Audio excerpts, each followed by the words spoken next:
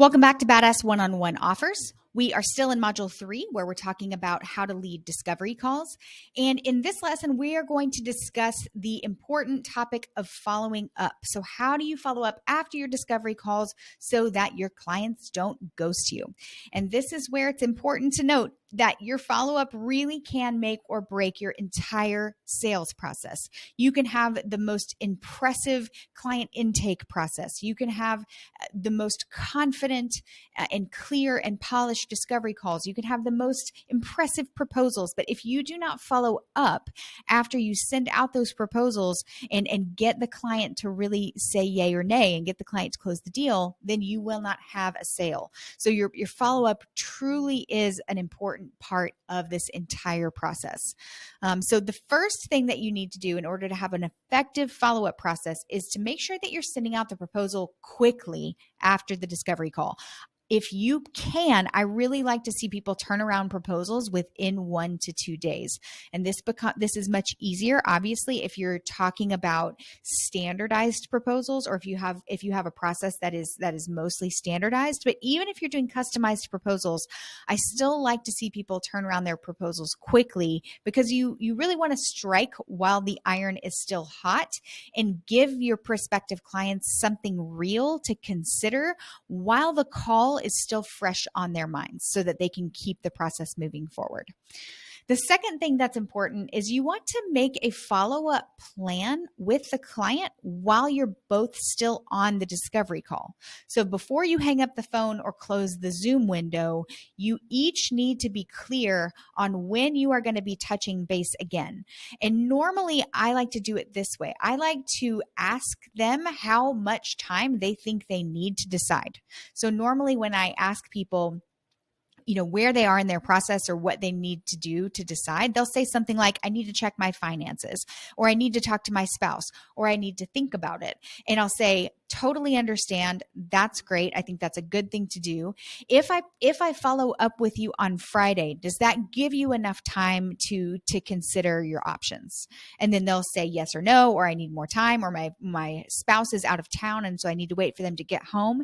And then based on what they say, we will make a plan to follow up on a specific day. Sometimes it's okay to say, I'll follow up with you next week, but I really think it shows a level of organization and professionalism to say, I'm going to follow up with you on a specific day if I haven't heard from you already.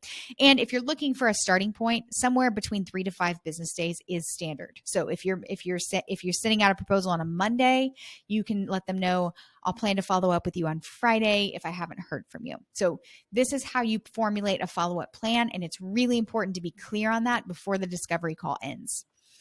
And third, you want to, after you make the follow-up plan and after you follow up with them, you have to consider that they might not get back to you even when you follow up. So if that happens, if people aren't getting back to you, they're not responding to your emails or phone calls, that's when you want to keep following up at least once a week until you hear something, right? If you have spent your time crafting a proposal, you've spent time on the phone with somebody talking about their needs, I truly believe that you deserve a real response, even if the response is no, right? A no response is still a response. So I think it's appropriate and right and professional to keep following up until you hear back. But of course, sometimes you follow up and you follow up and you follow up and you reach a point where it's just not appropriate to keep following up, right? If you follow up 3 or 4 or 5 or 6 times with somebody and they are not responsive, that's when it might be time to just move on. So I might say something in my final communication I might say something like, this is the last time I'm going to follow up about this. And if I don't hear anything from you, I'm just going to assume that you've gone in a different direction, and let me know if I can be of service in the future. You don't have to, you can definitely leave the door open for them in case something crazy has happened, which is why haven't been able to follow up. Maybe they had a death in the family, an emergency, right? So you don't necessarily want to sever those ties, but you also want to let them know, I'm going to consider this proposal closed, and we can revisit this later if there's an opportunity to do that.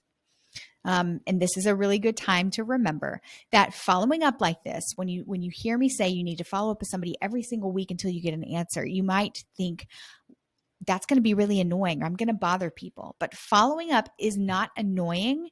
It shows that you are a professional. It shows that you take yourself seriously, and it shows that you are not somebody that can be kicked around, that you are somebody to be taken seriously. So follow up like the professional that you are. That is all for this module on discovery calls. We are going to go into the final module of this course, writing proposals that convert. I will see you in the next lesson.